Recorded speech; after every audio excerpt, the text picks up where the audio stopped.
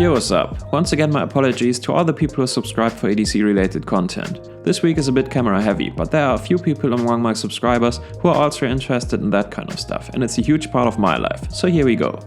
Today's video is all about the newly released Fuji X100V and the things you need to know about it compared to the Fuji X100F from an owner's perspective. I will for the most part not cover obvious differences in specs like the new capability to record in 4K, but rather focus on the stuff that I would want to know as someone who already knows the basics of this camera and might be thinking about buying it. First item on the list is the fact that the flip-out screen is not annoying. There has been a huge debate within the community about the flip-out screen. Some people love it, other people hate the idea. I was honestly not a fan of the idea myself when they announced it, but I can now report that I forget that this even exists for 90% of the time, and for the remaining 10% it is actually a useful feature. I'm really happy about the way they implemented this feature into the camera, and I don't think it takes away from the aesthetics or the overall experience in any way. Good stuff. Second on the list is the shutter sound. The X100V's shutter sound is a lot more quiet than the X100F's was.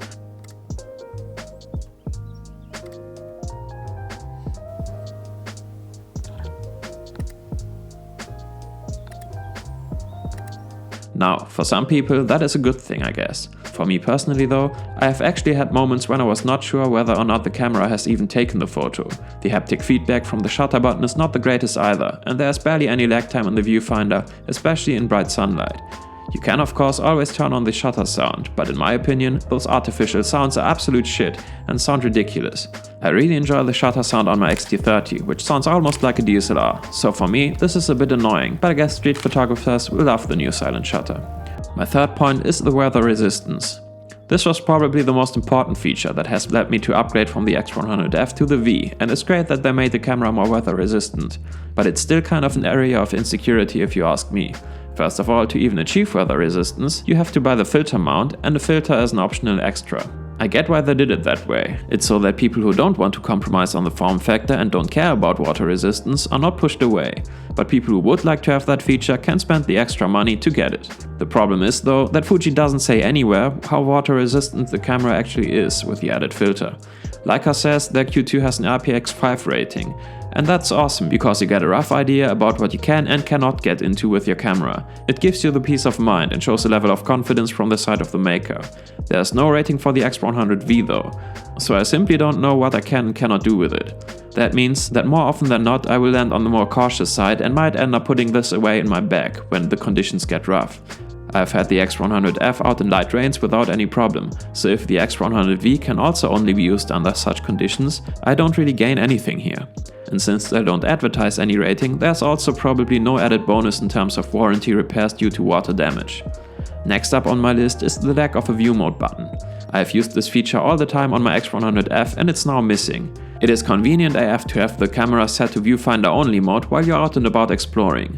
Neither the proximity sensor nor the screen had to be working for that, so it's fairly easy on the battery life. The issue has always been though, that if you're in viewfinder only mode, the settings menu will also be shown in that tiny viewfinder instead of the display. To work around that, I simply used the view mode button to reactivate the rear screen if I needed to do something in the menu. Now though, I have to go to the menu to select my preferred view mode, and since the issue has not been fixed, that also means that I have to go into the menu using the EVF just to get the menu back on the screen. That's annoying as hell if you ask me, and I have not found a way yet to set a custom button for the view mode. If it is possible to do so, please let me know in the comments. My fifth item on the list is that the intelligent autofocus is still hit or miss. I mostly use single AF anyway, so I don't care much about that. But if you're using any kind of intelligent wide field AF, don't expect your camera to always focus on your subject right away. The sixth point is also about the autofocus, and that is that you now have the capability to use the touchscreen for focus point selections. This awesome feature allows you to move your focus points with the touchscreen while you are using the viewfinder. I already love this feature on my X-T30 and I'm glad they implemented it on the X100V as well. Another great improvement is the ISO wheel. This is a feature most of you have probably heard about already, but it's one of those small things that simply make life easier for you. To set the ISO, you have to lift up the outer ring on the shutter speed wheel. That has been true for the X100F as well, but back in the day you had to hold up the ring against the spring tension, while it will now simply stay locked in that position, so it's far easier to set the ISO. Good thinking there, Fuji. My eighth point is that the EVF improvement is awesome. The old Fuji X100F had a 2.36 million dot LCD EVF, and the X100V now offers a 3.69 million dot OLED EVF. I don't think it makes enough of a difference on its own to justify the switch from the X100F, but it's certainly nice to have. The next point is about the new silver color. Now this is going to be completely subjective and might be a bit controversial. Personally, I actually prefer the silver look of the old X100F. I think it looks more analog and catches the light in a better way. I do appreciate the new, sharper and more minimalistic design though, but I think the V looks a lot more flat than the F did. Both of them are stunning looking cameras, no doubt about that, but I just wanted to put that out there. Also, maybe that's simply because I'm used to the way the X100F looks and simply have to get used to the new V. Let me know what you think. Next on the list is another small detail, and that is the fact that the exposure wheel is now harder to turn. I didn't really notice this at first, and it's certainly not hard to turn to the point where it's uncomfortable. What it does mean though is that never, not even once, has the exposure wheel been turned on accident while this has been in my bag. That happened to me all the time with the X100F. So once again, it's a small improvement that I actually value a lot in my day-to-day life. The 11th point on my list is the improved sharpness on the lens wide open. While the X100F was certainly not unusable wide open, it was noticeably soft. So I pretty much used the X100F like an f2.8 lens. Now though, the sharpness is way better at f2.0, which makes it a lot more fun to use the lens to its full potential. The last point on my list is the continuous autofocus in video mode, which is actually worse than it was on the X100F. The X100F is certainly not a great video camera, but I've shot a lot of videos for this channel with it, and you can hear all about that if you check out the review I made about the X100F earlier this year.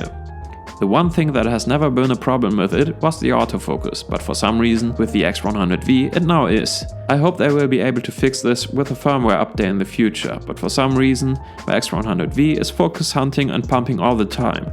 I don't know what the problem is here, but I know it's annoying and that it keeps me from using this for shooting video a lot.